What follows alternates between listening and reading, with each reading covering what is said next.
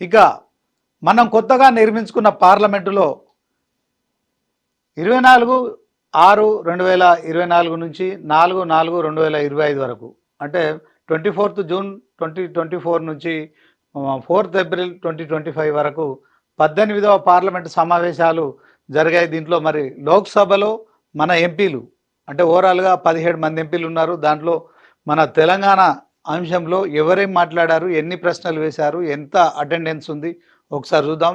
అలాగే దేశవ్యాప్తంగా మరి ఎంపీలంతా 543 మంది ఎంపీలు ఉంటారు, మనకు తెలిసిందే. ఈ నేపథ్యంలో మరి లోక్సభలో ఏ రాష్ట్రానికి మరి ఏ ప్లేస్ ఉంది అని కూడా తెలుసుకుందాం.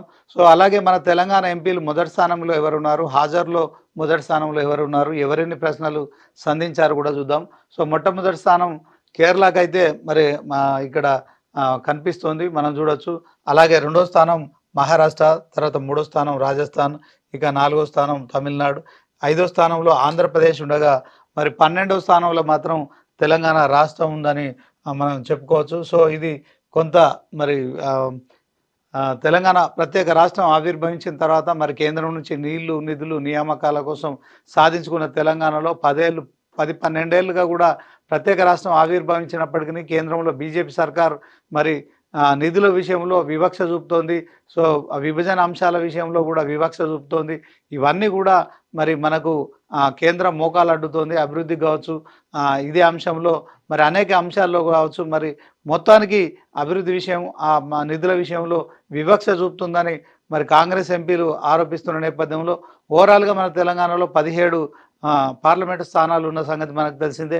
దాంట్లో 8 మంది కాంగ్రెస్ ఎంపీలు ఉన్నారు, 8 మంది బీజేపీ ఎంపీలు ఉన్నారు. ఒక ఎంఐఎం పార్టీకి సంబంధించిన చీఫ్ అసదుద్దీన్ ఓవైసీ హైదరాబాద్ ఎంపీగా ఉన్న సంగతి మనకు తెలిసిందే. సో మొత్తానికి మరి తెలంగాణలో కేంద్ర మంత్రి బండి సంజయ్ కావచ్చు, తర్వాత కిషన్ రెడ్డి కావచ్చు, వీళ్ళిద్దరు కేంద్ర మంత్రులను మినహాయిస్తే 15 మంది ఎంపీల పర్ఫార్మెన్స్ ఎలా ఉందో ఒకసారి చూద్దాం. సో మొట్టమొదటిగా ఇక చామల కిరణ్ కుమార్ రెడ్డి మొట్టమొదటిసారిగా ఎంపీగా గెలిచారు. భువనగిరి పార్లమెంటు నుంచి ఎంపీగా గెలిచిన తర్వాత ఆయన పార్లమెంటులో మరి మన తెలంగాణలో ప్రశ్నలు సంధించడం కావచ్చు, మరి అటెండెన్స్ విషయంలో కావచ్చు ఆయన మొదటి స్థానంలో ఉన్నాడు.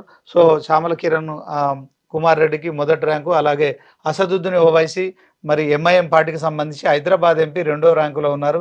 సో మొత్తానికి డీకే అరుణ కూడా మరి 3వ ర్యాంకులో ఉన్నారు, మనం తెలిసిందే. మహబూబ్ నగర్ ఎంపీగా గెలిచారు ఆమె బీజేపీ పార్టీ నుంచి. ఇక ఈటల రాజేందర్ 4వ ర్యాంకు. సో మొట్టమొదటిసారి మల్కాజిగిరి ఎంపీగా, అంటే దేశంలోనే అతిపెద్ద పార్లమెంటరీ నియోజకవర్గము.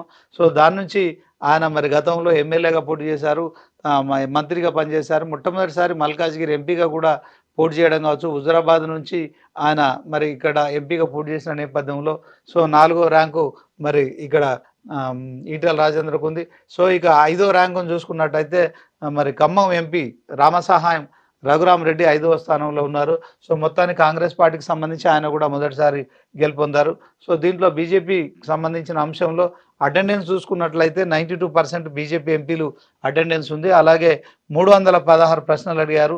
ఇక కాంగ్రెస్ చూసినట్టయితే ఎంపీలు సో 8 మందికి యావరేజ్గా చూసుకున్నట్టయితే 85% వాళ్ళ అటెండెన్స్ కూడా ఉంది. సో వాళ్ళ హాజరు శాతం మనం చూసుకోవచ్చు. అలాగే 308 ప్రశ్నలు వీళ్ళు మరి పార్లమెంటులో ప్రశ్నలు అడగడం జరిగింది. సో మొత్తానికి అక్బరుద్దీన్ ఓవైసీ ఎంఐఎం పార్టీకి సంబంధించి 54 ప్రశ్నలు అడిగాడు, 92% అతని హాజరు శాతం కూడా మనం చూడొచ్చు. సో 15 మంది ఎంపీలు దీంట్లో మరి 18వ లోక్సభలో 2024-25 సంవత్సరంలో తెలంగాణ ఎంపీలు హాజరు కావచ్చు, ప్రశ్నలు కావచ్చు. సో 15 మంది ఎంపీలు 678 ప్రశ్నలు మాత్రం ఓవరాల్గా మరి ఎప్పుడైతే ఈ 2024-25 లోక్సభ సమావేశాలు జరిగినాయో సో వీళ్ళంతా కూడా 624 ప్రశ్నలు అడగడం జరిగింది. సో మొత్తానికి 119 చర్చల్లో కూడా వీళ్ళు పాల్గొన్నారు. సో 119 చర్చల్లో మరి 89% వాళ్ళ అటెండెన్స్ కనిపిస్తోంది. సో దీన్ని మనం సగటు హాజరు శాతంగా కూడా చూస్తున్నాం. ఒక్కో ఎంపీ సగటున 45 ప్రశ్నలు సంధించారు. సో దీని అంతటికీ చూసుకున్నట్టయితే మరి లోక్సభలో తెలంగాణ ఎంపీలు సుదీర్ఘ చర్చల్లో పాల్గొనాల్సిన ఆవశ్యకత ఉందని మాత్రం ఈ యొక్క ప్రజాభిప్రాయం కనిపిస్తోంది. సో మొత్తానికి తెలంగాణ ఎంపీలు మరి వాళ్ళకు సంబంధించిన అంశంలో ఇద్దరు కాంగ్రెస్ ఎంపీలు చామల కిరణ్ కుమార్ రెడ్డి అలాగే మొదటి స్థానంలో ఉండగా 5వ స్థానంలో మాత్రం మరి ఖమ్మం ఎంపీ రఘురామ్ రెడ్డి ఉన్నారు. అలాగే ఇక మా మొదటి స్థానంలో భువనగిరి ఎంపీ చామల కిరణ్ కుమార్ రెడ్డి ఉండగా 2వ స్థానంలో మాత్రం అసదుద్దీన్ ఓవైసీ ఉన్నారు ఎంఐఎం పార్టీకి సంబంధించి. ఇక 3వ స్థానంలో డీకే అరుణ మహబూబ్ నగర్ ఎంపీ, అలాగే 4వ స్థానంలో మల్కాజ్గిరి నుంచి గెలిచిన ఈటెల రాజేందర్ 4వ స్థానంలో ఉండడం మనం చూడవచ్చు. ఇక 5వ స్థానంలో మరి ఖమ్మం ఎంపీ ఆర్ రఘురామరెడ్డి ఉన్నారు. సో మొత్తానికి ఇద్దరు కాంగ్రెస్ ఎంపీలు, ఇద్దరు బీజేపీ ఎంపీలు, ఒక ఎంఐఎం పార్టీకి సంబంధించిన ఎంపీ అయితే మరి ఈ యొక్క లోక్సభలో తెలంగాణలో మొదటి 5 స్థానాలు కైవసం చేసుకున్నారు. అదే క్రమంలో మనం చూసినట్టయితే 8 మంది కాంగ్రెస్ ఎంపీలు, 8 మంది బీజేపీ ఎంపీలు, ఒక ఎంఐఎం పార్టీకి సంబంధించిన ఎంపీ ఉన్న నేపథ్యంలో అదే రేషియోలో కూడా ఉండడం మనం చూడొచ్చు. అయితే ఇక్కడ అసదుద్దీన్ ఓవైసీ మరి ఒక్కడే 54 ప్రశ్నలు సంధించడం మరి ఇది విశేషంగా చెప్పుకోవచ్చు. సో ఆయన హాజరు శాతం కూడా 92% ఉంది. దీంట్లో కాంగ్రెస్ ఎంపీలు కూడా 85% శాతం మాత్రమే లోక్సభలో వాళ్ళ అటెండెన్స్ ఉండగా, బీజేపీ ఎంపీలు మాత్రం ఇటు మరి అరుణ కావచ్చు, అలాగే ఈటెల రాజేందర్ కావచ్చు. సో మొత్తానికి 92% వాళ్ళ హాజరు శాతం మనం చూడవచ్చు.